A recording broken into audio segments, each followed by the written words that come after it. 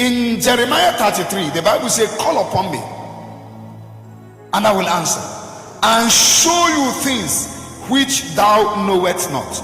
Now it is important to know that God must walk with man. There must be a cooperation between God and man for greatness to come. So look at what God is telling us. His arm saved by bringing his light. What is that light for? Direction. That light is showing you what you must do. So what God did was that when his arm came down, he gave them directions on what to do. Because that arm of the Lord cannot give you money.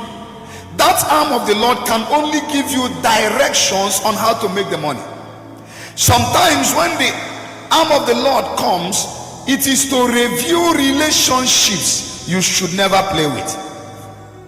Your arm, oh Lord, gave them victory through the light of your countenance.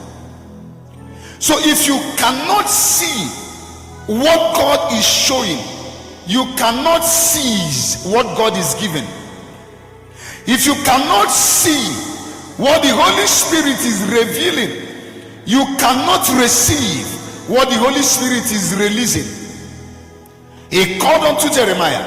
He said, what seest thou? He said, I saw a candlestick and an olive. He said, thou hast seen well. I will hasten my word to perform it. He said to Abraham, look, as far as your eyes can see, that I will give unto you. So men will always apprehend what they are able to see.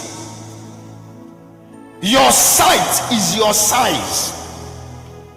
Your sight is your size. You can't grow bigger than your sight.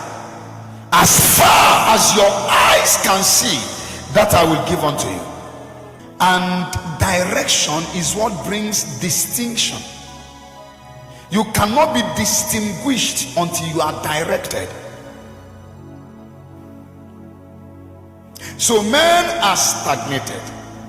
Men are where they are because they have not been able to see what God is showing. We look with our eyes, but you see with your mind. As a man thinketh in his heart, so you say. You look with your eyes, but you see with your mind. You look with your eyes, but you see with your mind. What can you hear? What can you hear? That's why you must not joke with the presence of God. The presence of God is the place where perceptions are changed, where signals are downloaded. When God releases vital revelations that are quintessential element for your burgeoning, for your development in life and in destiny. Habakkuk chapter 2 verse number 1. Give it to me, New Living Translation. I will climb up to my watchtower and stand on my guard post. There will I be able to see what the Lord will say and how I will answer when he says it.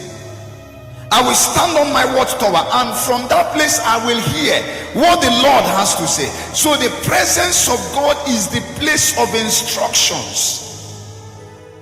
The presence of God is the place of instructions. In the place of worship, in the place of prayer, you will hear, do it this way. When you get to your workplace, sack this person.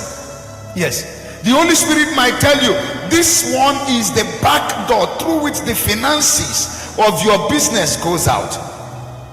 Every instruction is received at the watchtower.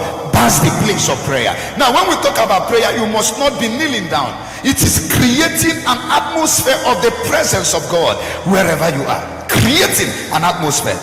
So when you don't know what to do, stop cracking your brain and crack heaven. Then heaven will send codes that will be deciphered into your human spirit of what to do. When Jesus came to the earth, one of the phenomenal things I love about him, the Bible says he knew what to do at all times. So Jesus was never out of ideas, and the owner of idea will rule the world. He was never out of ideas, that the eyes of their understanding being enlightened, that they will be able to know what is the hope of their calling.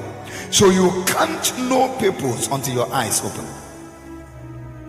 Now I want to ask you a question. How do you see yourself?